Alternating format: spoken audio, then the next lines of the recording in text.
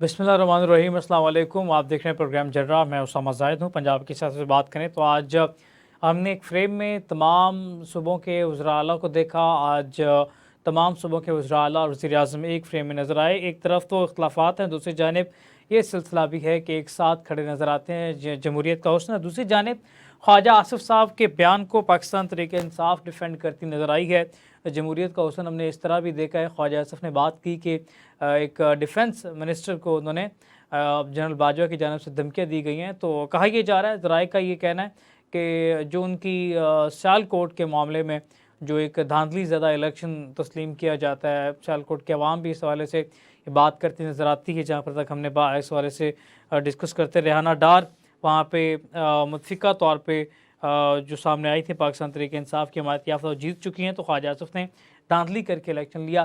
तो अब उनकी छुट्टी की बारी करीब आ रही है, तो इस वजह से शायद इस तरह के बयान दे रहे हैं कि आने वाले वक्त में डिफेंड कर सकें कि उन्होंने हकीकत को तस्लीम नहीं किया और वो एस्टेब्लिशमेंट के आगे खड़े रहे हैं और मज़ामत की अलामत बने रहे हैं। तो इस तरह की अपना नैरेटिव बनाना चाह रहे हैं। तो लेकिन क्या वो इसमें कामयाब हो जाएंगे और क्या आने वाले दिनों में पाकिस्तान तहरीक इंसाफ के हालात बेहतरी की जानिब जा रहे हैं? क्या मुस्लिम लीग नून जो है मज़ीद परेशानियों का शिकार होने जा रही है? और दूसरी जानिब मियाँ नवाज शरीफ के ऑफिशली सियासत से रिटायर हो चुके हैं। इस तमाम सूरत पर बात करेंगे।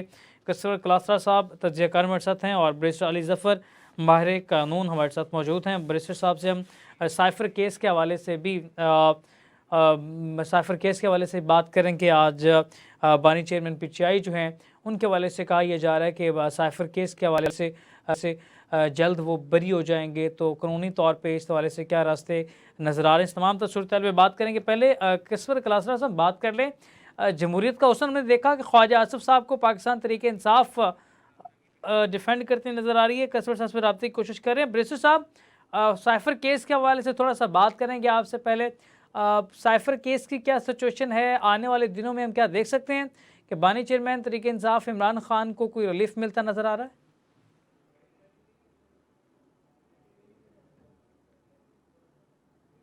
जो है वो मुझ तक पहुंच रही थी। जी आपकी बैरिस्टर साहब आवाज आवाज़ सुन सकते हैं? मेरे पास आ रही थी, इस फिर बीच में कट गई और मैं समझ मैं बैरिस्टर आपका जो साहब सवाल है regarding the cipher cipher case है। केस के हवाले से और हम बात कर देखिए रहे हैं। साइफ़र केस में बानी चेयरमैन तहरीक इंसाफ मैं इमरान समझ खान को कोई रिलीफ मिलता नज़र आ रहा है?